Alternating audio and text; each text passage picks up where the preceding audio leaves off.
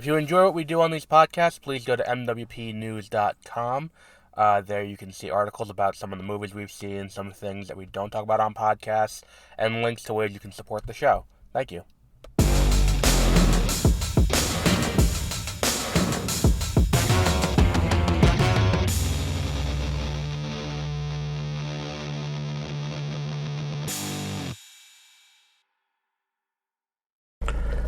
Good evening and welcome to Beware of Spoilers. I am Adam.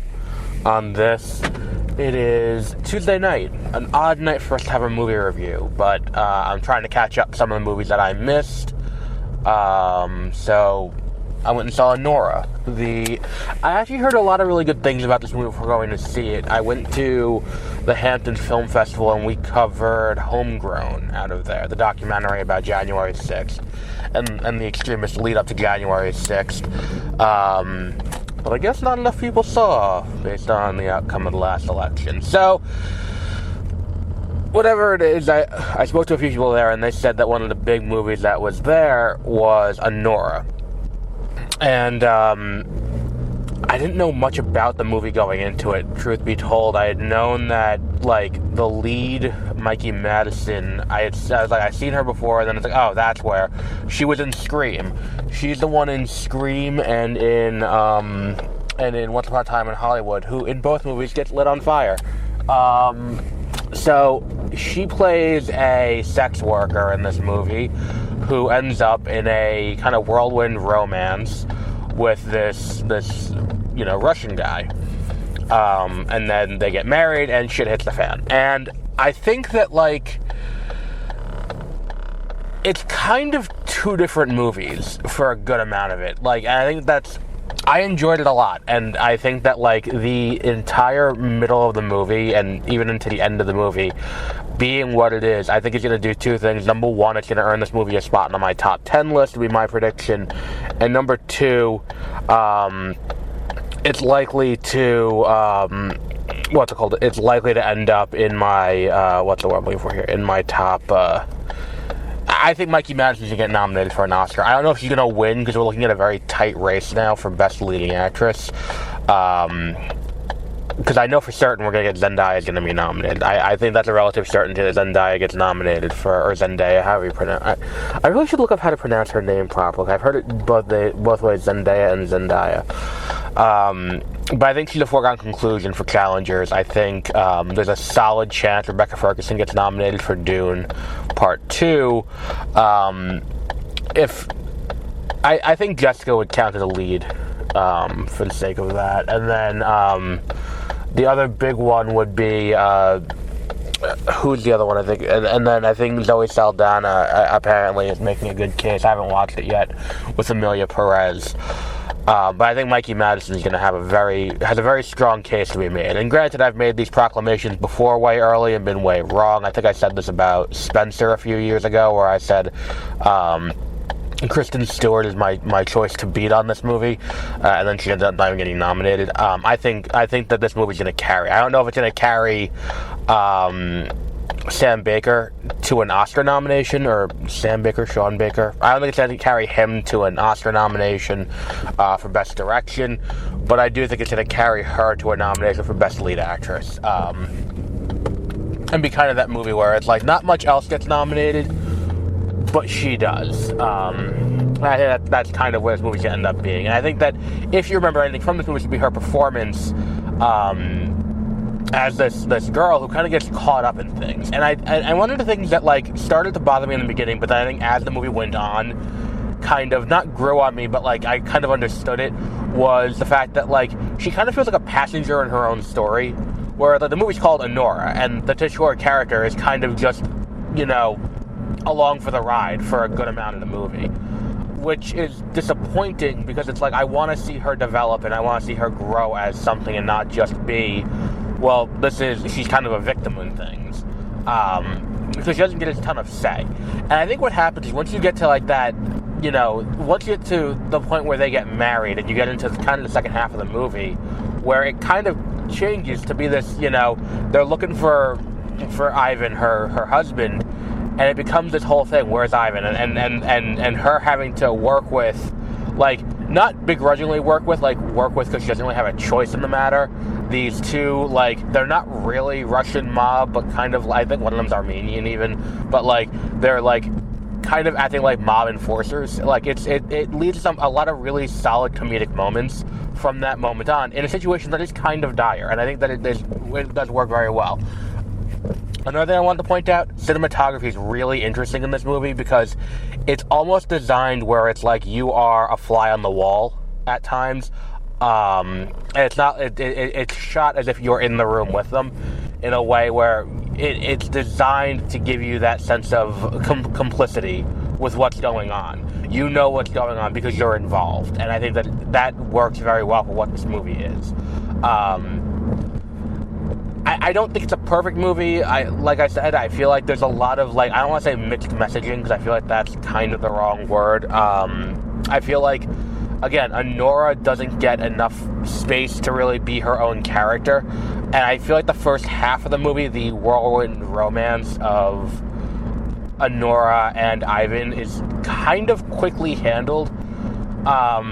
Which is one of those things where it's like, because it's not really ever established who Ivan is or what was going on before, and there's never really a hint of it besides that Ivan could have something more going on. It's not really, pointed out that there could be anything else. So when you get through the movie and he's missing and she's looking for him and he's drunk and he's going and he's fucking around at the strip club she worked at with that absolute bitch Diamond, who, like, she annoyed the crap out of me the entire time she was in the movie, because I'm like, what is her deal, what is her problem? And they never really explain it, so I'm like, alright, fuck her then, which I guess is the point. But the entire issue that I have kind of with the way this movie is laid out is that the end is meant to be the reveal, like, to oversimplify it to a drastic degree. The moment in Frozen where Han says to Anna, like, who could ever love you, or whatever the fuck the line is, like, that moment is kind of what this whole movie leads up to. Spoilers. And I think, to an extent, the fact that the movie does build to that, and it doesn't really leave any space, I don't want to say for interpretation, because I don't think this is a movie that needs to be heavily interpreted, but the fact that the movie, you get to the end and it's just kind of like, that it kind of puts you in a weird place emotionally as the movie's going through, because it's like you have this whole time you're looking for it, and you're with her, and, like, in the back of your head you're like, this could be a weird situation, there could be more to this, but you don't really expect what's coming. And I think to that end, it leads you to the point where it's like, she's willing to make all these sacrifices and go along with these guys for this guy, but we never really saw a situation where there wasn't that monetary transaction going along with it. There was never that moment when you're watching this movie where it's like, oh, there could be more to this relationship besides the financial. And then it's like, you get to the point where it's like, oh, let's get married. It kind of, and then they get married, and then almost immediately it goes off the rails. It's just kind of one of those weird things where it's like, why did you frame it this way? It doesn't quite feel quite right. It's a shame, to be honest. Like, it's one of those things where it's like, I would have liked for them to go all in on this being kind of a star-crossed love story earlier on. That way you get to the end and it's like, oh, that reveal hits harder. Because, like, again, because we never really got an example of them having this relationship without the financial, when you get to the end and he's just like, alright, I'm going home now, like, getting a divorce, like, that never feels right. Like that never feels like something that hits quite as hard, because it's like, I mean, he was kind of a douche. And the thing is, too, it's like we see him go back to the club and cheat with the woman. I mean, granted, I don't think he knows specifically they don't really show time of them talking about, their lives. Because, again, he's hiring her as an escort. So it's like, we never really see that moment where it's like, oh, he's going to learn these things about her. to where that, like, it's just one of the things the audience knows, and it's like, oh, don't do that, like, that's, but at the same time, it's like, he doesn't give a fuck, so who cares? Like, it might as well have been any woman who was in that club, like, it really just twisting the knife for the sake of twisting the knife, and I don't think it really quite lands. That said, I think enough of the middle of the movie is entertaining enough, and her performance does carry it, where this is going to be another movie that, like, probably, like, bottom half of my top 10, but I think I'd be surprised if this doesn't make the top 10 in some capacity when all is said and done. But I think that's a good place to wrap up. I think that, like, it's a unique movie. It's a very unique movie, and I think that this is something that, like, there's gonna, like, it's sad, it's funny, it does a great job of playing with the entire spectrum of emotions, but it just, like, I would have rather that first half were a little bit more, you know, baked in either direction, and it's like, again, I don't want to say it's to the same degree as the movie I'm going to do it. Again, this is a vast, not overgeneralization, but more like a hyperbolic false equivalency more than anything else. Like, it reminds me of A Knock at the Cabin, that M. Night Shyamalan movie, not his most recent movie, but the movie before that, with Dave Bautista and Rupert Grint, where we don't know if the end of the world's really happening. Like, and the movie plays with the fact that we don't know. But it doesn't play with that fact in a way that is interesting. It plays with that fact in a more meta sense that you don't know what's going on. And to that end, had they leaned in and said, oh, the world's actually ending and you have to make this choice to kill one of you, so one of you has to kill one of the others in this cabin so the others can live, or go the complete opposite direction, and it's like, these people are just completely insane, it's a cult, and you gotta handle that differently. Like, either way, that would have ended up with a better end result, but because the movie's kind of playing in this weird meta space where it's like, we know M. Night Shyamalan has a twist coming, so we can play with either or. Like, it would have worked better either way, and that's kind of where it is here, where it's like, because that first half to, first third of the movie, where it's like Anora and Ivan, they're getting to know each other, and we don't really see that. Again, it's just all these things where it's like, he's hiring her to come over, and she's coming over, and she's getting paid, and, they're fucking, and it's like, I get what you're going for.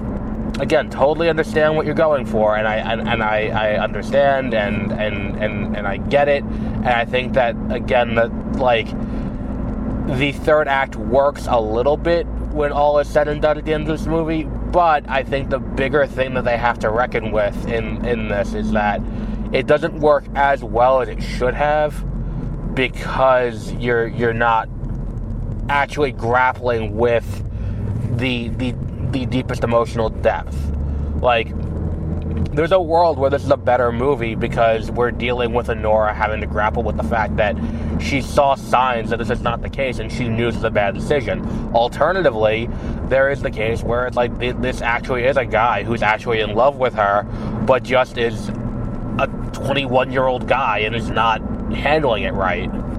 Like, and doesn't know how to handle these complex emotions that he's getting. And either one of those would have been better. Either one of those would have been a better way to end off this, this movie. But unfortunately, neither really works.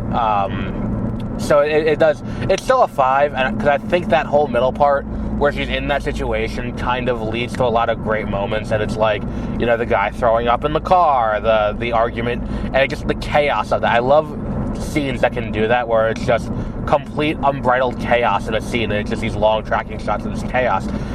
I love that, and that's the kind of thing that kind of carries this movie for me. But we'll wrap up there for today. Tomorrow morning we will be talking about, do we do Amelia Perez tomorrow morning? Probably not, because I'm tired and I don't want to watch another movie tonight. We'll probably do Amelia Perez Friday morning, because I'll watch it Thursday, because Thursday I'm not going to the movies. Tomorrow I'm going to see Wicked, so we'll have Wicked tomorrow night. We will have, Friday? Friday we have Gladiator 2. I think what we're going to have tomorrow morning is over on Exploring Hyperspace Lanes. I'm going to talk about the vacated date in December 2026. The date that was presumed to be New Jedi Order. So that should be over on Exploring Hyperspace Lanes. But we'll wrap up there for today, and until our next episode, have a great rest of your week.